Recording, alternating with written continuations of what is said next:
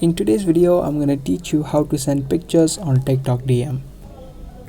So as you all know that there is no option to send a picture or a video on the message section of TikTok. You can send text, you can send emojis, and you can send GIFs, but you cannot send videos or images.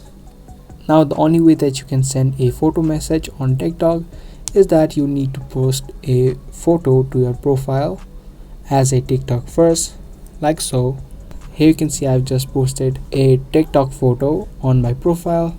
Now after you've posted yours, you can tap on the three dots here and then select the person that you want to send a message to and tap on send. Now when you head back to your message section, you can see that the photo message has been sent to the other person. So that's the only way that you can send a photo message on TikTok, and there's no other way that you can do it. If you guys liked our video, then make sure you subscribe to our channel and also turn on the notifications so you don't miss out on any of our upcoming videos. Thanks for watching. That's gonna be all for today.